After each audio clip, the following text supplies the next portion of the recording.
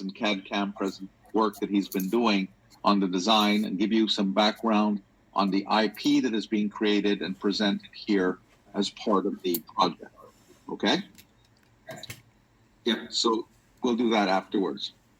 But in the meantime, what we're looking at right now is how we can participate as partners and working together to create what we call as our prototype and to present that to the market.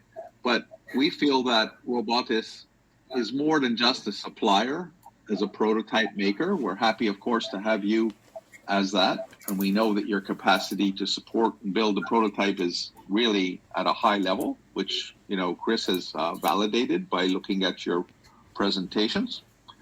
And at the same time, we would like to be the one that supplies and leads the designs and particularly the artificial intelligence software platforms behind the essential work, right? So in a lot of ways, I kind of see that you will make for us as part of this, right? But in the beginning, we could do it ourselves on third-party parts. But if your parts come in, if you're going to be involved in the prototype here, we will use your parts, of course. And that will sort of push us along quicker in terms of our production capacity as well. Because as Chris pointed out here, if we were to take the normal go-to-market plan, as we showed you, it could take, you know, up to 2 years. But if we work together, we could reduce that to 1.5, maybe lower if we're lucky, by moving ahead at this process at a quicker pace. If you understand what I mean, Aiden. Yes, we get.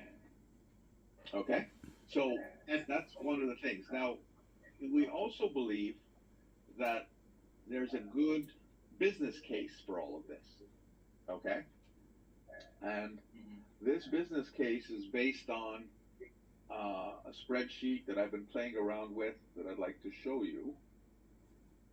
That it's basically, let's say if you take this Korean company that we want to create, okay?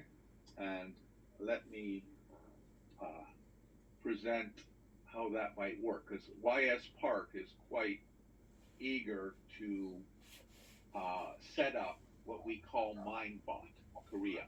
You can see my screen, right? So Mindbot Korea. Sorry, Bishop, like we cannot see the screen yet. No, you cannot. Oh my gosh. Okay, 1 second. I've been trying to share. You gave me the rights to share the.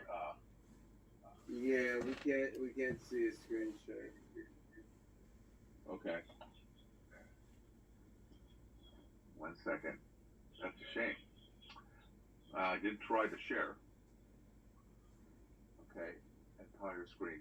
So what I was flicking through as we were speaking was simply, I'll go quickly backwards here. Can you see the screen now?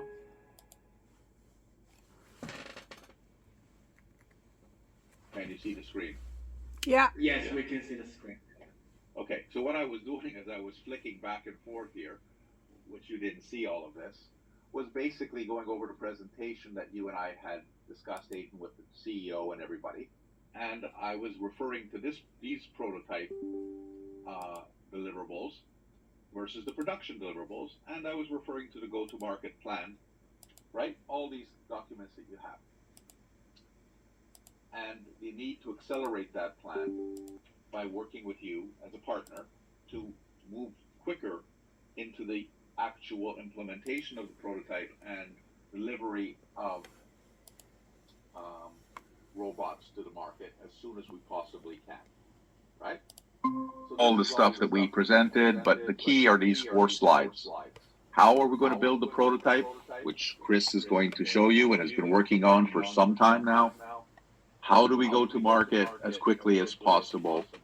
And what can be the contribution of Robotis? Because we'd like to see you at the center point of building the prototype in Korea, if possible. Of course, under the work of our CEO.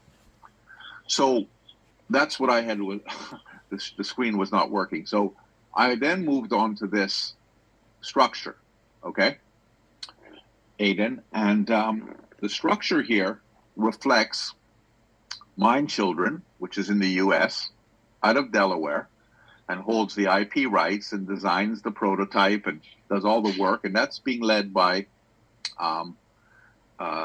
Chris, and Ben is the chief scientist here, of course. And that we have put some values at that levels and what we think we're going to do, because we hope to move quickly. At the moment now, we don't really need a lot of capital because we just want to put the prototype together.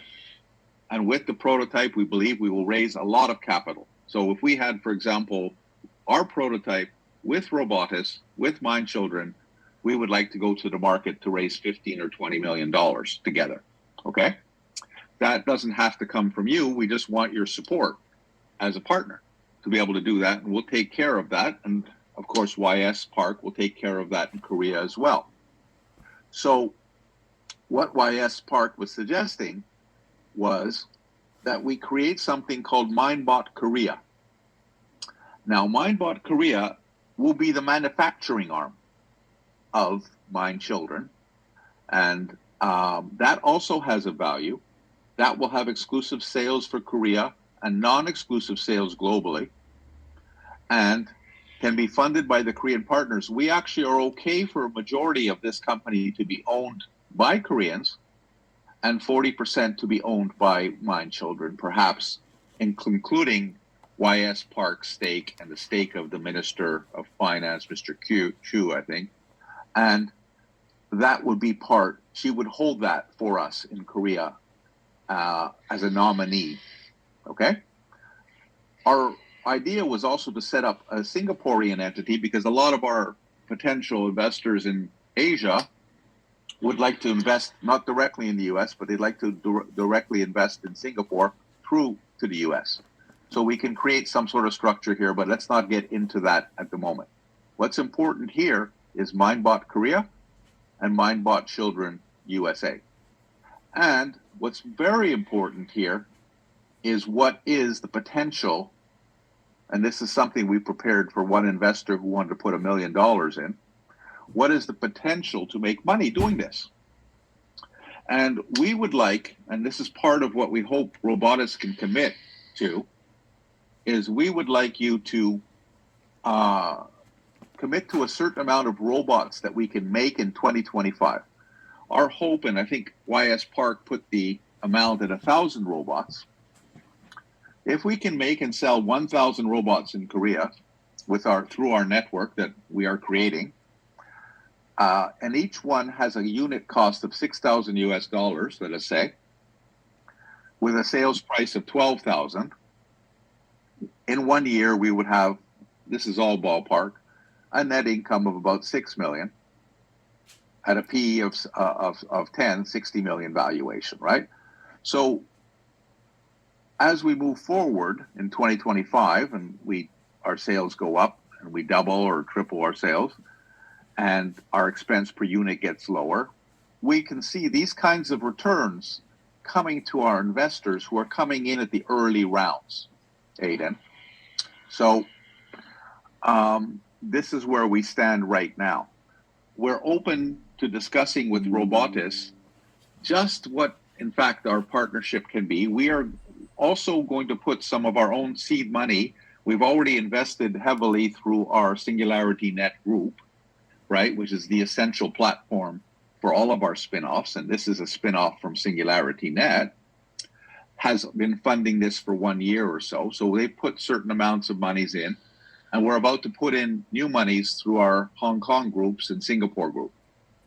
And we would like to invite you to be part of this creation at the ground level, because we believe that together this could be a great partnership. So that's my elevator pitch for today.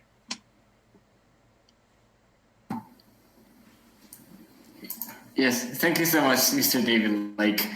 Yeah, we understood about your fundings and also the plans for the valuation and return as well, and also the concepts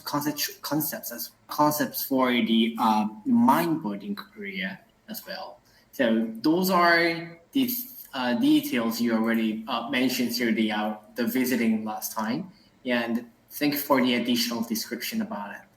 And we'd like to know about the any conceptual design you have for the Mindbot. Perfect. I'm going to I've given you I'll come back later in. Let me pass over the chair over to Chris, and he will take you through all this stuff and answer these questions for you, as well as Mr. Gertzel, if needed. Thank you, Chris. Thank you. Take it away. Sure. And since you have your screen up, do you want to open those slides that I sent Yes. you, or I can take over if it's So easier? you take over. You take over at this point. It's a good idea. I'll get off the screen. 1 second.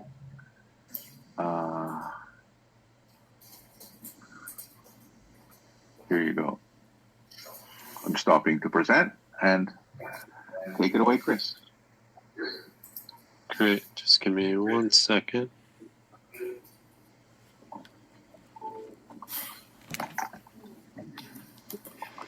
So in between, Aiden, I hope you guys had a good New Year, and getting ready for 2024 will be really exciting, I think. Yeah, thank you so much. I missed that. Greetings. Happy New Year, all. Thank you. Okay, Chris? Okay. Is that showing up yet? Yes, yes, it is. Okay, perfect. So I think for today's meeting, I'd like to just touch on the 3 points that were originally shared, and I think that these are key points in the design and the concept that kind of illustrate what we're going for with the entire robot. And it's this concept of simplicity and modularity. So the first 2 slides are these core modules that make up most of the degrees of freedom and degrees of movement in the robot.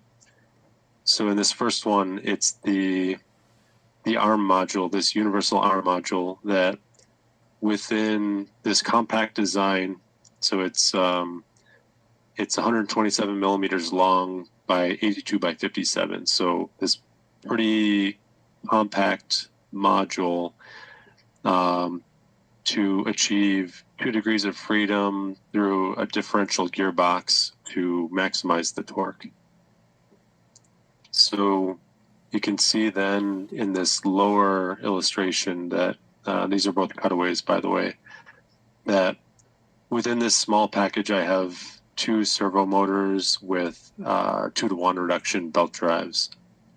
So this is important because with this one module, we're using it in 4 different places on the robot to increase the production volume.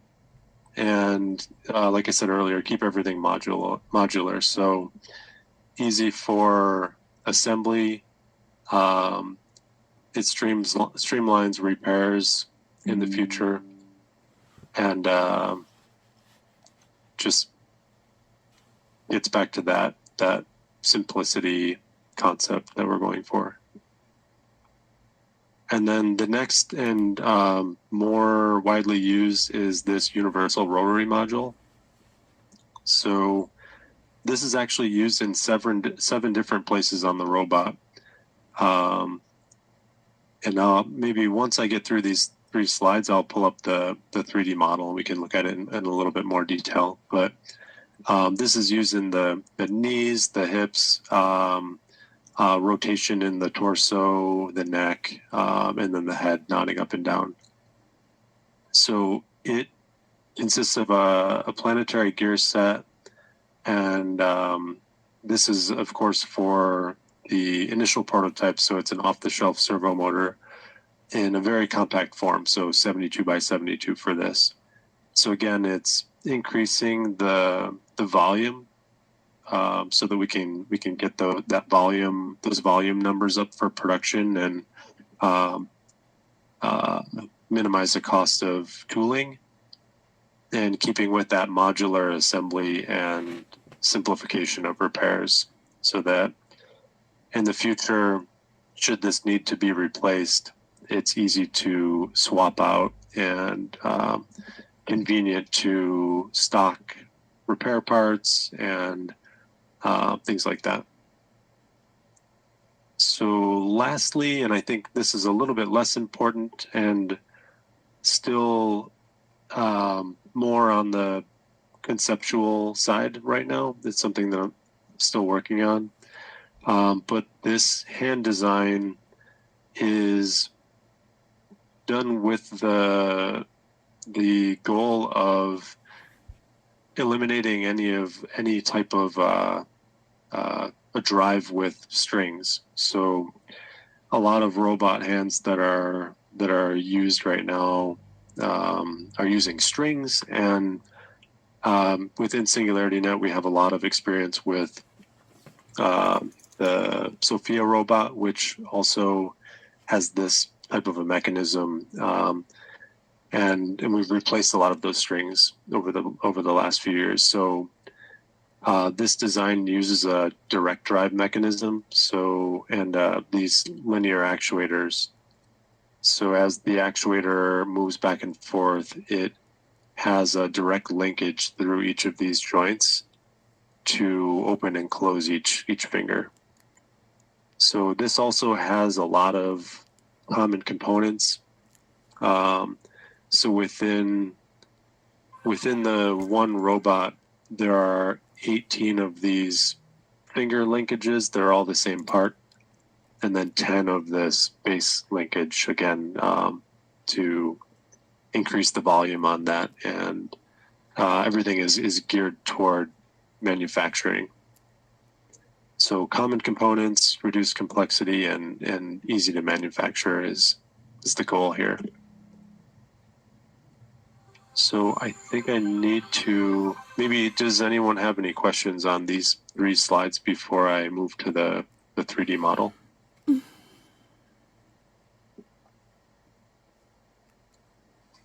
Aiden? 1 second, please. Looks very good, Chris. Thank you. Oh, you might want to add also the base, the issue. Sorry, Aiden.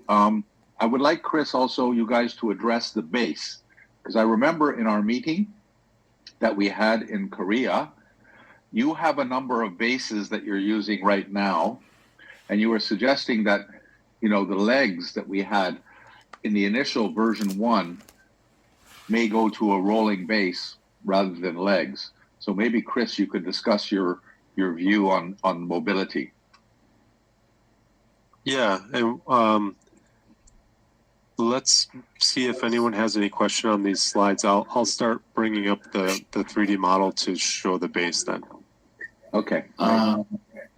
For now, the compact type of arm modeling and also rotary and the hand parts, we understood it well, very clear. Yeah, some parts were very smart strategy we found. Yeah, it was great to see that. So can we listen about the base parts, please? Okay, great.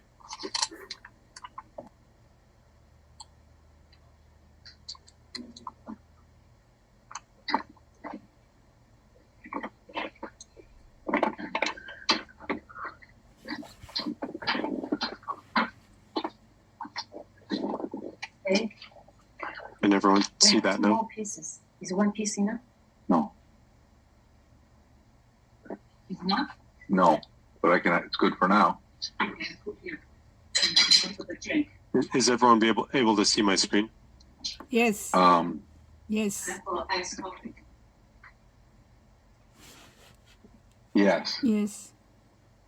Yes? Yes. Okay. I do see your screen. Yeah. Okay, great. So,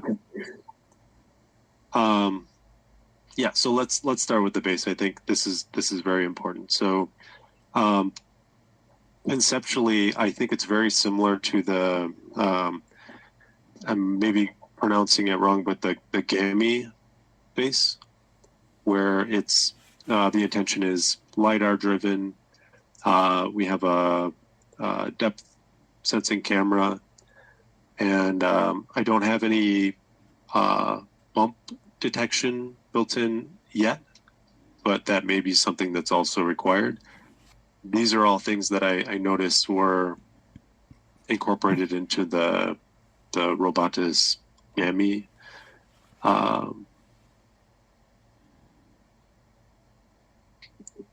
So I think that there's some potential crossover there, and really it's just that the look of it that's different, but the functionality is the same. So one additional thing that I thought was a nice feature to have was the ability to kind of fold up small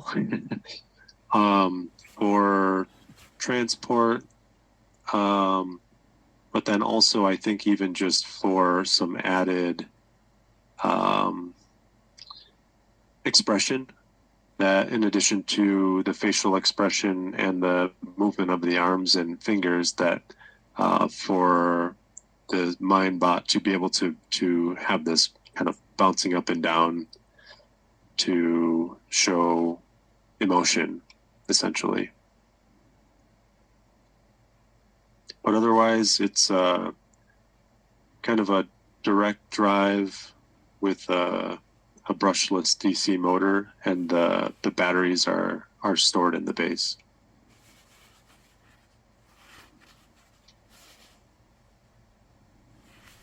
And then just to touch on it while I have the model open, these are the universal rotary drives that I was mentioning. So 4, 5,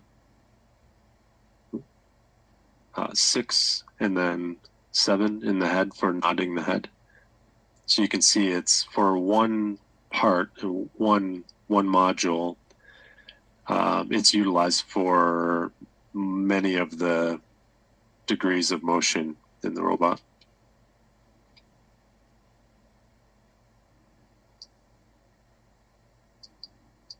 So was it the Robotis Emmy robot that, David, you were discussing previously? We showed our CEO, he proposed about since the Mr. David Lake, he emphasized about the mobility as well. So mobility, so he suggested chipgami, so indoor autonomous driving robots base parts. We recommended that part. So, but this chip is pretty,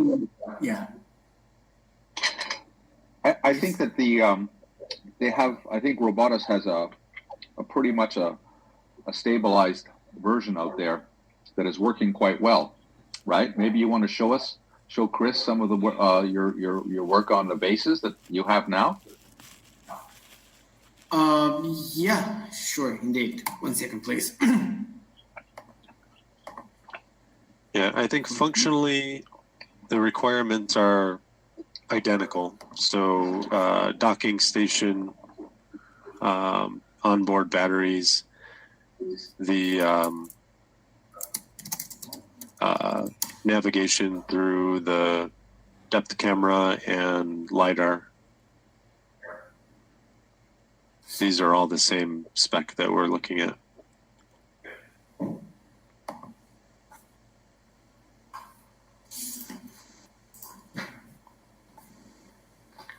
Yes, this is our website actually. So this one is we call outdoor Gami, and this one is actually the indoor one. But okay, so we have showed you these parts of modules before, but yeah. So we actually provided in the cocktails, and actually we commercialized already. But thing is, since I'm not the part of this department, so I'm not so confident to deliver you that possibilities or not. So Yes, these parts I think I need to discuss with my gaming team first, the technicians. Yeah, so I wanted to show you the form and also the functionalities, but in case of functions, our gaming team will provide you the sufficient opinions and details, I strongly believe. But yeah, please refer the shape just for that.